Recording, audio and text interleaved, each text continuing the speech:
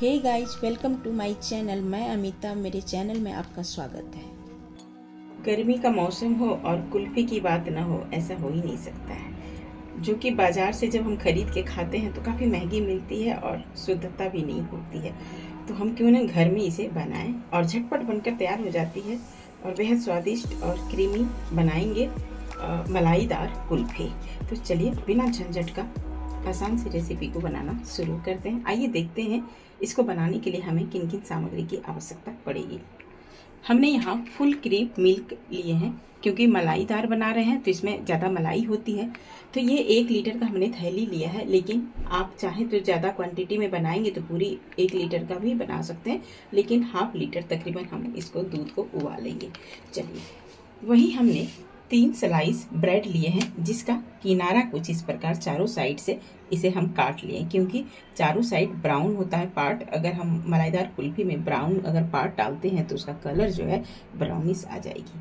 तो चलिए, हम यहाँ पर मिश्री जो है, ये तागे वाली मिश्री होती है, यहाँ हम इस्तेमाल कर रहे हैं मिठास के लिए। आप यहाँ 4 बड़े चम्मच चीनी का इस्तेमाल कर सकते हैं, या नहीं तो अपने टेस्ट अकॉर्डिंग जैसा आप कुल्फी मीठा खाना चाहेंगे। वहीं हमने 2 बड़े चम्मच कंडेंस मिल्क डाले हैं ताकि मिल्क मेड जो भी इसका कलर जो है इसके तरह आ जाए। चलिए, 2 बड़े चम्मच हम यहाँ पर सूजी का इस्तेमाल कर रहे हैं ताकि दानेदार बनाएंगे।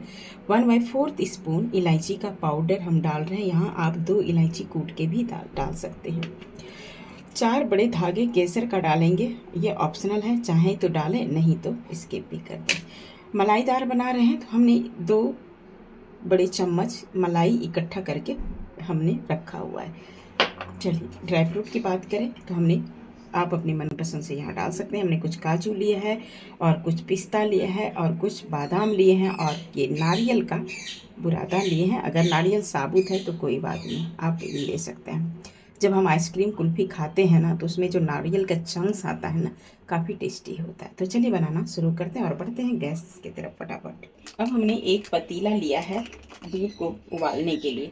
चाहे तो आप यहाँ पर थोड़ी सी पानी डाल दें ताकि ये तले में लगे नहीं तो ये दूध का जला हुआ निशान एक ये है। और दूसरी बात, अगर आप इसमें पानी नहीं डालते हैं तो दूसरी तरीका क्या है, आप इसमें दूध डाल लें और गैस को ऑन नहीं करेंगे। जब आप दूध इसमें डाल लेंगे तभी आप गैस को ऑन करेंगे, तो इससे भी आपके दूध में कोई स्मेल नहीं आएगी। अब हमने दूध डाल दिया, अब गैस को ऑन करते हैं। हमने आधी थैली ही डाला है, आप देख पा रहे हैं। जब आप दूध उबाल रहे हैं तो इसकी गैस की फ्लेम बिल्कुल स्लो रहे, इसे उबलने दें।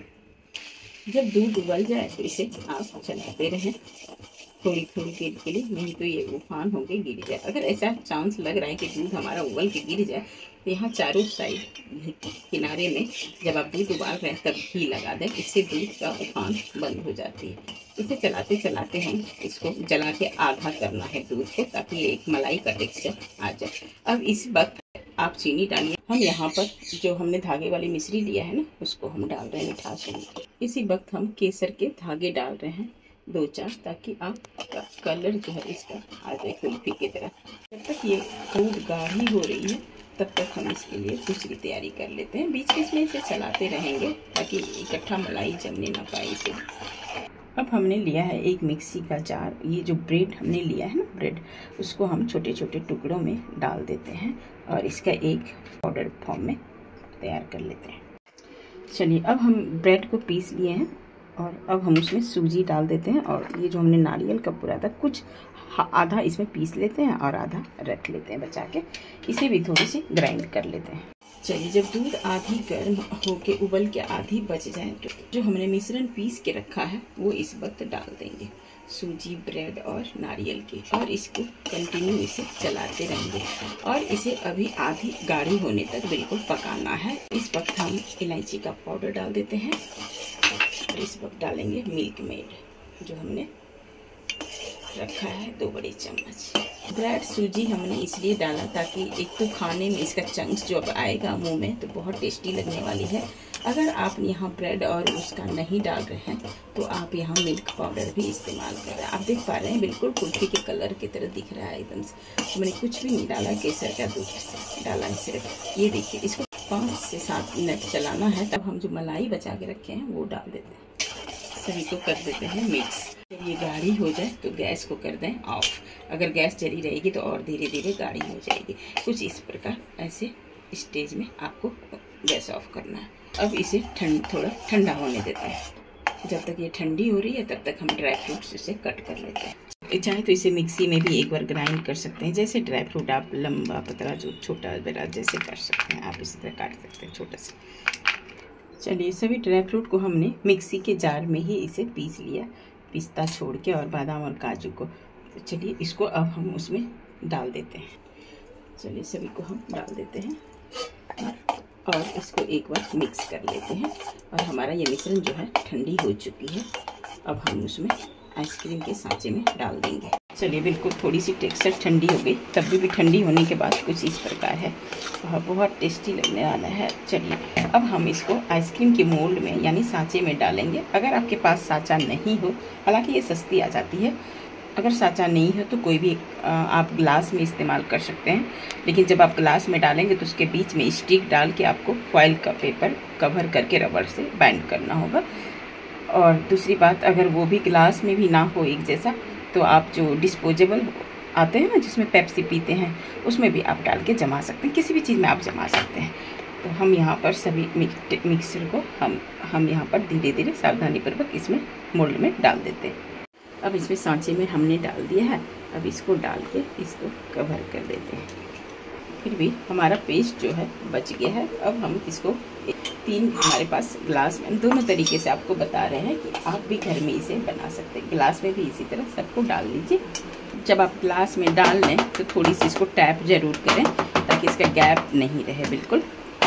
अब सारे हमारे पेपर, एक फॉइल पेपर लेना है और इसको चारों तरफ से दबा के कवर कर देना है और एक रबर बैंड इसमें लगा देना है पैक करके।